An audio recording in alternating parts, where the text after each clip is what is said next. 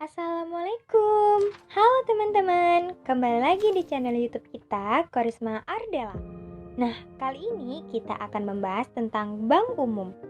Buat teman-teman, tahu nggak sih apa itu bank umum? Dan apa saja sih tugas dan fungsinya? Nah, mungkin teman-teman pada belum tahu ya. Mari simak video berikut ini. Tapi sebelum kalian lihat video ini, jangan lupa ya teman-teman di like, share, dan subscribe channel YouTube kami. Dan jangan lupa dinyalain notification-nya. Pertama-tama kita akan mencari tahu apa itu bank umum. Bank umum adalah bank yang melaksanakan kegiatan usaha secara konvensional dan atau berdasarkan prinsip syariah, yang dalam kegiatannya memberikan jasa dalam lalu lintas pembayaran. Selanjutnya tentang sejarah bank umum akan dilanjutkan oleh teman saya Korisma Ardela. Baiklah, terima kasih ya Saudari Nazira. Materi selanjutnya yaitu tentang sejarah bank umum yang akan dijelaskan oleh saya sendiri. Sejarah bank umum. Bank pertama kali didirikan dalam bentuk seperti sebuah firma, pada umumnya pada tahun 1690. Pada saat kerajaan Inggris yang berkemauan merencanakan membangun kembali kekuatan armada lautnya untuk dapat bersaing dengan kekuatan armada laut Prancis. Akan juga tetapi, pemerintahan Inggris saat itu tidak mempunyai kemampuan pendanaan. Kemudian, berdasarkan gagasan William Paterson yang lalu kemudian oleh Charles Montagu, akan direalisasikan dengan adanya membentuk sebuah lembaga intermediasi keuangan yang lalu akhirnya dapat memenuhi dana pembiayaan tersebut hanya dalam waktu 12 hari. Sejarah juga akan mencatat asal mula yang dikenalnya kegiatan perbankan merupakan pada zaman kerajaan tempo dulu di daratan Eropa. Lalu, kemudian usaha perbankan ini berkembang pesat ke Asia Barat oleh para pedagang. Perkembangan perbankan di Asia, Afrika, ataupun Amerika dibawa oleh bangsa Eropa pada saat melakukan penjajahan ke negara jajahannya, baik di Asia, Afrika, maupun benua Amerika. Bila ditelusuri, sejarah yang dikenalnya perbankan dimulai dari jasa penukaran uang, sehingga dalam sejarah perbankan, arti bank juga sering dikenal sebagai meja tempat penukaran uang. Baiklah, selanjutnya akan dijelaskan oleh Saudari Dina dengan materi yang sama. Nah, baik. Terima kasih Korisma Ardela. Dimana buat kesempatan kali ini, saya akan melanjutkan penjelasan mengenai sejarah bank yang telah kamu jelaskan terlebih dahulu. Dimana dalam perjalanan sejarah pada masa dahulu, kegiatan penukaran uang yang dilakukan antar kerajaan yang satu dengan kerajaan yang lainnya. Nah, pada kegiatan penukaran tersebut, dinamailah pedagang valuta asing, atau dengan bahasa gaulnya gitu loh, yaitu money changer. Nah, kemudian dalam perkembangan selanjutnya, muncul lagi nih kegiatan operasional perbankan, di mana kegiatan tersebut menjadi tempat penitipan uang maupun tempat kegiatan simpanan. Dan ada pula awal mulanya pekerjaan bank. Pada mau tahu nggak gimana awal mulanya pekerjaan bank tersebut? Iya, di sini saya akan menjelaskan. Sabar ya. Ya, awal mulanya pekerjaan bank itu memang sebagai pedagang uang, yaitu dengan menjual maupun membeli mata uang logam. Tetapi, lambat laun, keberadaan bank akan menjadi tempat penitipan logam mulia agar dapat menjaga keamanannya. Dan yang sekarang ini, di zaman sekarang, era globalisasi ini, sekarang sudah ada nih surat bukti penyimpanan mereka, di mana mereka yang mau menitip barang-barangnya tersebut termasuk penitipan logam mulia memberikan surat bukti atas penitipan mereka yang disebut dengan nota emas Smith atau Goldsmith Note. Itulah bahasa Inggrisnya, atau bisa disebut dengan uang giral. Bercanda. Kemudian muncul lagi nih kegiatan perbankan yang sama dengan kegiatan pinjaman uang. Contohnya, seperti uang masyarakat atau uang kita yang akan kita simpan kepada mereka, kepada pihak perbankan. Sorry guys, dijeda dulu. Kepo ya apa kelanjutannya. Nah, di mana uang kita tersebut, kita ulang ya, di mana uang kita tersebut yang kita simpan kepada pihak bank, nah, pihak bank tersebut akan meminjamkan kembali kepada masyarakat yang akan membutuhkannya.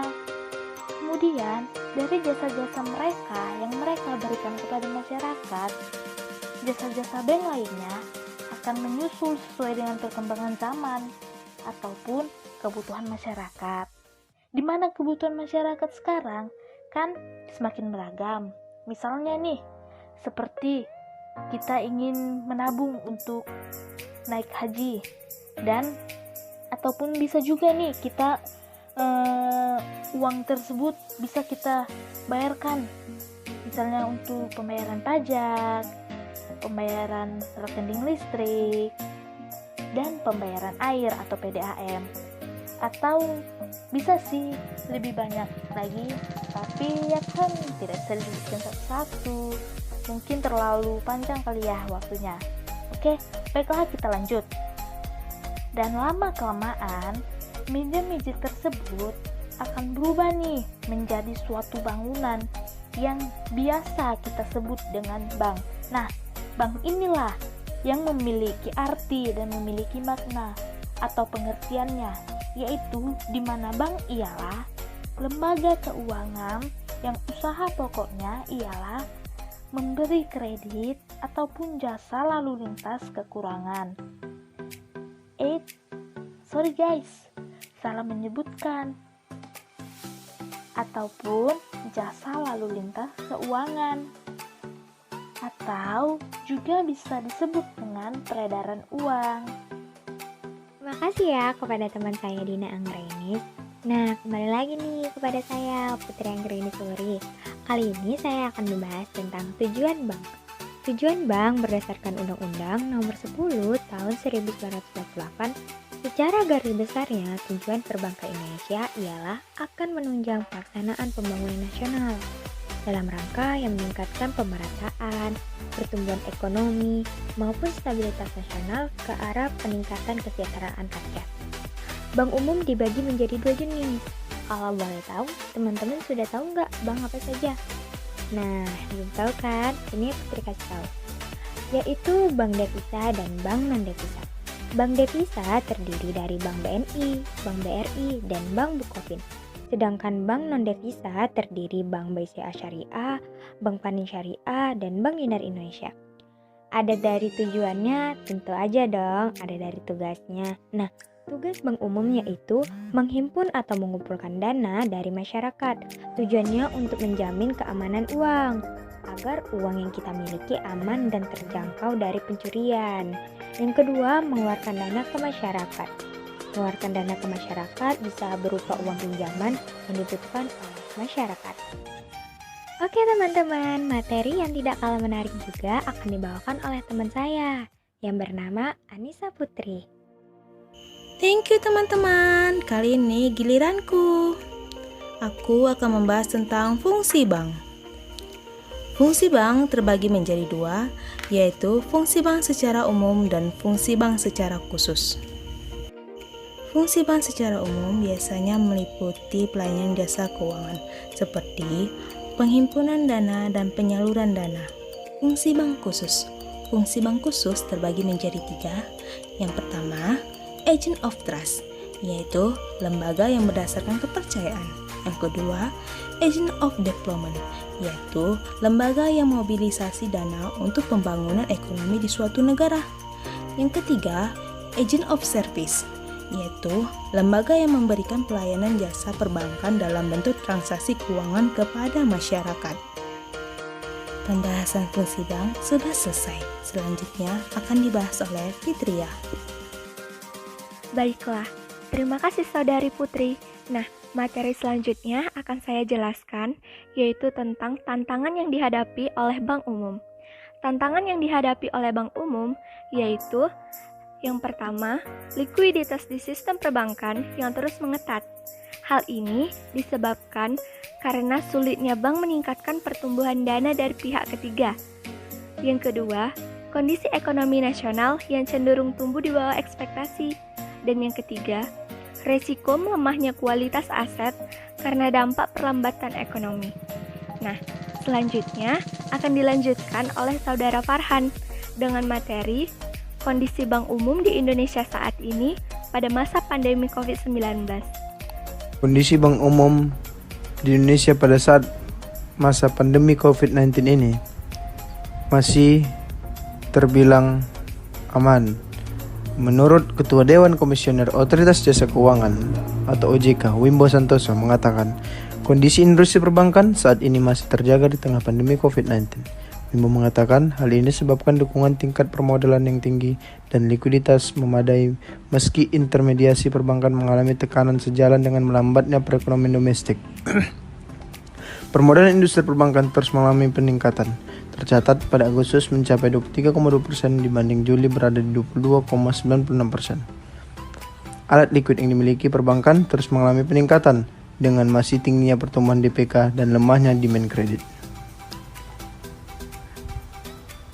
Nah, berbagai kebijakan stimulus yang diberikan OJK dan pemerintah disebut mampu memberikan dampak positif pada segmen UMKM. Tercermin dari kenaikan pertumbuhan yang positif menjadi sebesar 0,18% per Juli sampai Agustus 2020.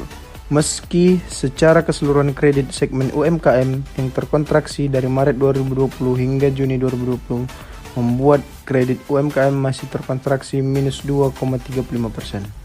Dengan berbagai kebijakan yang telah dikeluarkan oleh OJK dan anggota KSSK lainnya, secara umum profil risiko perbankan masih terjaga pada level yang manageable dengan rasio NPL gross tercatat pada Juli sebesar 3,22%.